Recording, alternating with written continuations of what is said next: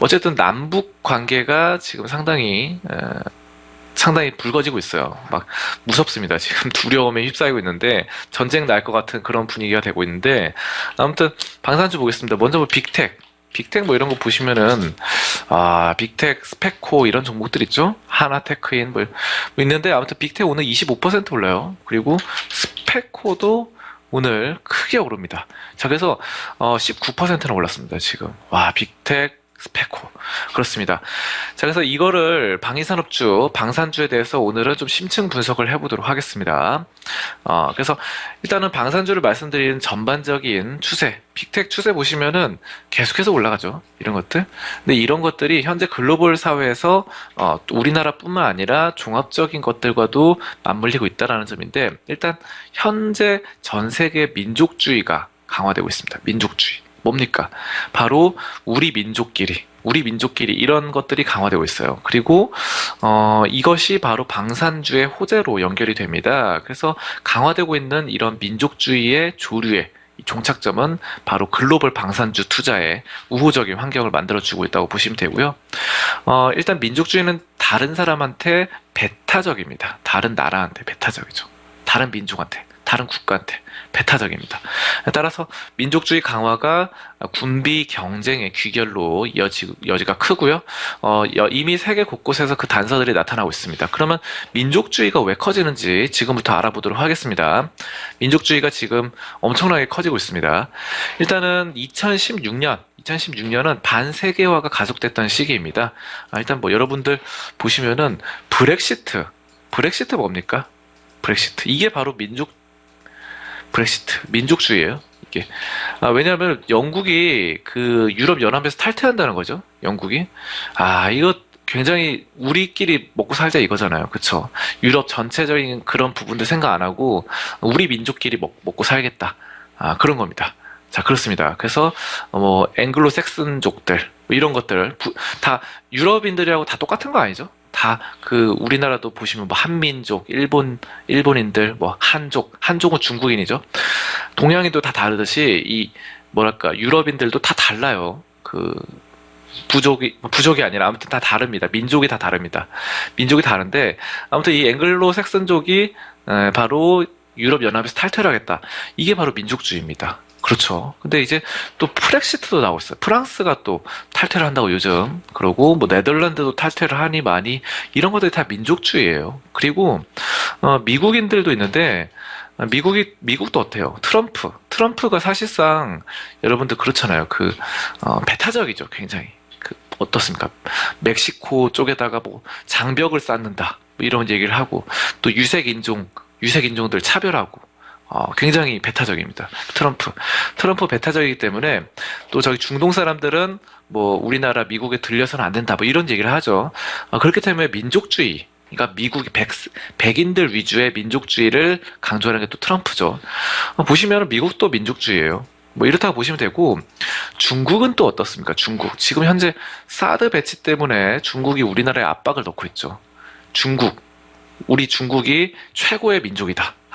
한족이 바로 전 세계를 지배할 것이다. 이런 것들이 다 민족주의예요. 그래서 바로 아니 한국에서 왜 감히 사드를 배치해서 우리나라를 들여다보는 것이냐, 이게 다 민족주의죠. 자, 그렇게 보시면 되고, 뭐 일본도 마찬가지고, 일본도 항상 뭐 그거 하잖아요. 이렇게 신사참배하고 이런 것 다 민족주의입니다. 아무튼 이런 예전에는 이제 2000년대 초반까지만 해도 그 세계화, 글로벌화 되는 이런 것들이 좀 유행을 했거든요. 뭐 FTA, 뭐 이런 거 있잖아요. 다 하나가 되고, 전 세계가 하나로 합쳐진다.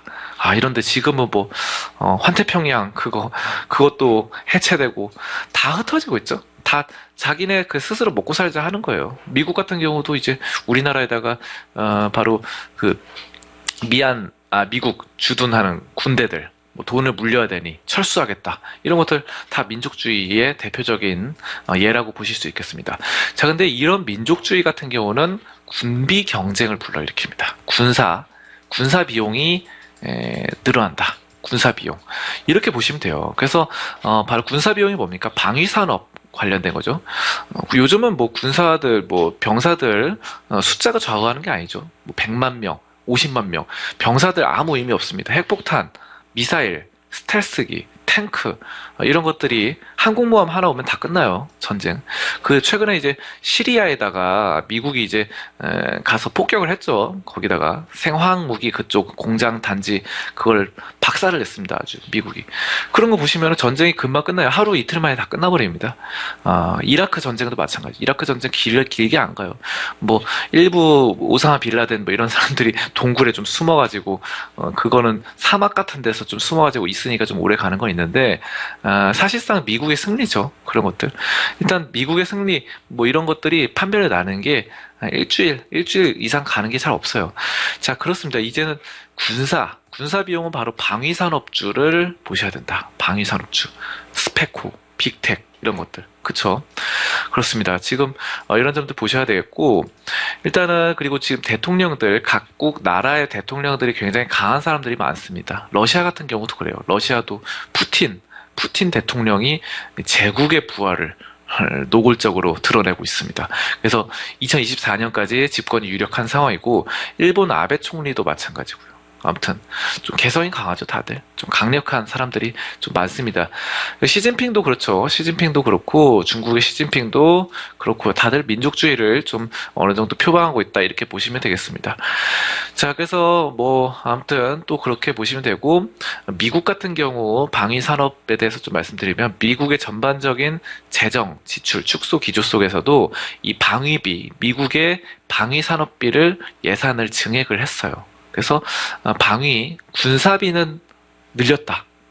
군사비는 늘렸다라고 보시면 되겠고 다른 거는 좀 절약하고 아끼고 이렇게 하더라도 경제적인 부분들 방위 산업비는 늘려나가는 이런 미국의 흐름을 보실 수가 있습니다. 자, 그렇게 보시면 되고 유럽의 이 나토 북대서양 조약기구 회원국들은 미국의 요구에 따라서 방위비 지출 확대 압박에 노출돼 있습니다. 자, 그렇습니다. 그래서 바로 GDP의 2% 선까지 방위비 지출을 늘릴 것을 미국이 요구를 하고 있습니다. 각 국가들한테 그렇습니다. 러시아의 팽창에 대해서 또 북구 스웨덴은 징병제 도입으로 대처를 하고 있고요. 그리고 일본 이 아베도 뭐 마찬가지죠. 군사 이런 것들, 지금 일본의 재무장 이런 것도 굉장히 중요시 생각하고 있습니다. 그래서 유럽에서는 또 러시아가 팽창주의적 야심을 드러내면서 이미 지정학적 긴장 확산의 중심이 되고 있고 아시아에서는 또 중기적으로 일본의 재무장 여부가 핵심 이슈가 되어 가고 있는 상황입니다. 자, 아무튼 민족주의 그리고 민족주의의 근본은 또 무기를 계속해서 장착하는 그런 상황이다. 이렇게 보시면 되겠습니다. 아무튼 그래서 미국 방위산업주가 계속 성장을 하고 있고 이런 것들은 미국만의 문제가 아니라 바로 글로벌 군사산업이 성장한다. 이렇게 보시면 되겠습니다. 그래서 사실상 예전에는 러시아와 미국이 이 방산주를 양분하고 있었는데 지금은 뭐 중국도 굉장히 무기적으로 강해졌고 우리나라도 장난이 아니죠. 우리나라 그 육군의 그 군사력이 굉장합니다.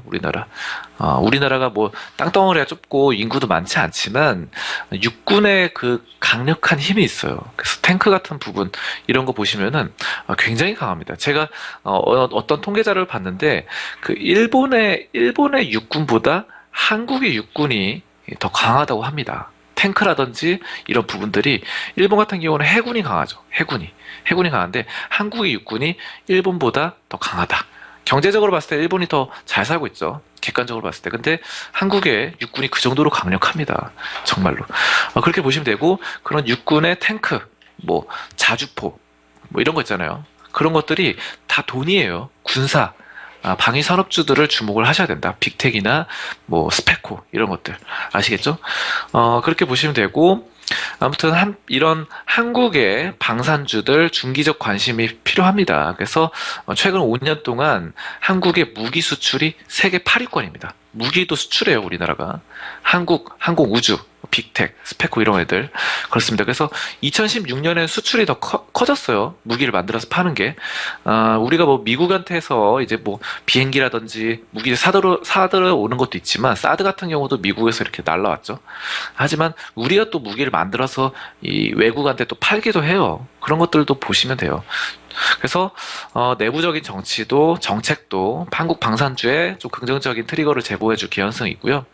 아무튼 그렇습니다. 현재 바로 미국과 관련된 뭐 전시 작전권 환수 이런 것들도 주요한 논쟁거리로 계속 이 방산주들 주목을 해볼 수 있겠다라는 점이고, 전시 작전권을 환수하면 한국의 국방비 지출이 크게 늘어날 가능성이 큽니다. 그렇습니다. 그래서 실제로 뭐 노무현 정권 때 바로 국방비 지출 증가율이 연평균 7.8%로 커졌어요. 매우 높았습니다.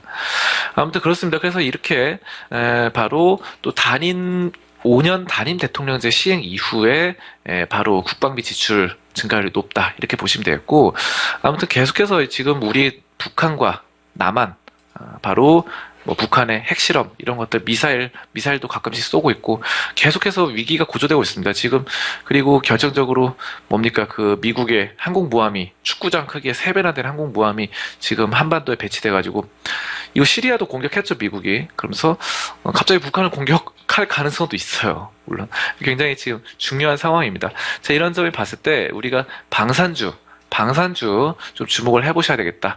이렇게 말씀드리도록 하겠습니다.